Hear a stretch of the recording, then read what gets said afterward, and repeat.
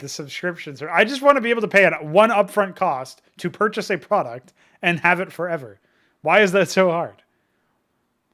I'll answer that question for myself. It's not because you need to cover more costs. Like, here's the thing, right?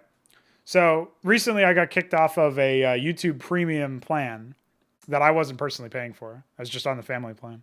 And that made me realize just how bad how predatory YouTube is by default, where they don't allow background play if you're not on a premium, which is not something that costs them money, right? It's literally just feature restrictions. Like it costs them nothing to enable that, right? In an abstract way, I guess you could say that maybe it costs them money to serve more videos to somebody in the background because they're watching more videos on YouTube. But like that just means they're using your service more. So it would be really nice if companies had the transparency to say, we're providing a service. Here's the percentage of the price of a subscription model or a one-time purchase model that here's an example of like how much that covers for how long that covers it. Like imagine if the subscription model, instead of it being fucking monthly, because it's like $12 a month or something for YouTube Premium. It's pretty pricey. This is USD, obviously. So imagine spending that much money. Now imagine knowing how much money, how much percentage of that is actually covering the costs of you as a user, right? Now, if I spend a once a year upfront fee of $10 or something like that, which would still be pretty pricey to be honest, but let's say that's the fee.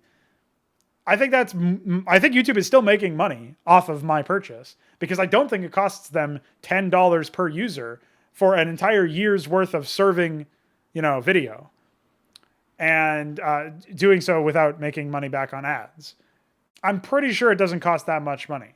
Now, maybe I'm completely wrong about that.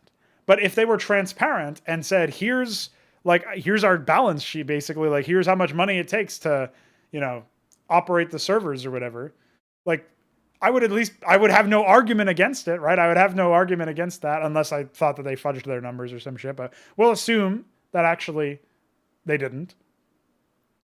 Yeah, bandwidth and power, running the servers, all that stuff is cheap.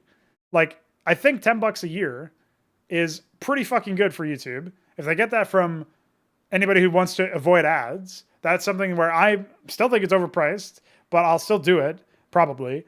At least I would imagine users who would do it. I probably wouldn't just because I don't want to give Google money, but that's like a different moral standpoint. From if you isolate that and you just talk about the product itself is like how much of that is at costing the company, and then how much of that is that worth to them. That's where it really gets me about like sending the like videos and playing in the background or not having the video paused, continue watching ? Thing. Like how much of that is actually related to a cost that goes away when you pay money for it, and how much of that is just them reducing the feature set and making the service more annoying to use so that they can essentially extort more money out of you. They're holding features over your head and saying, you don't get these that don't cost anything for us to give you. You don't get these until you pay us. Like, why the fuck is anybody even paying for it at that point? Yeah, Kian, they can't have that. Yeah, annoying people to give you money.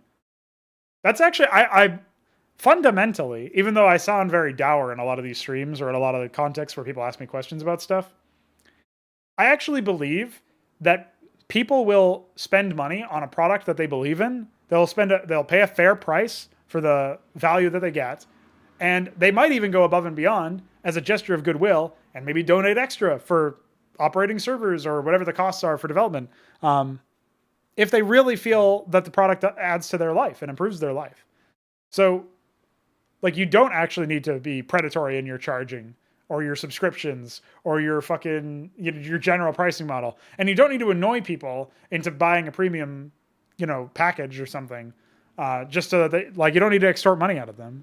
Like, they will give you money for the product in exchange for the product, and probably more money than what you're actually charging for it if you actually put in the effort to make the product good. And that's a fundamental belief that maybe I'll be proven wrong, or maybe there will be some evidence against it after I'm done with this product. But that's one of the main reasons why I'm able to put my money where my mouth is here and say, I will not have microtransactions and I will not have more than one DLC at any given time. And I will give content for free, where possible. And I will be transparent with the budget sheets and all that. You will get a sense of pride and accomplishment by beating single-player content that actually challenges you and competing with other human players in a competitive ladder. And maybe making your own content, if you're interested in that. There are many ways to get senses of pride and accomplishment.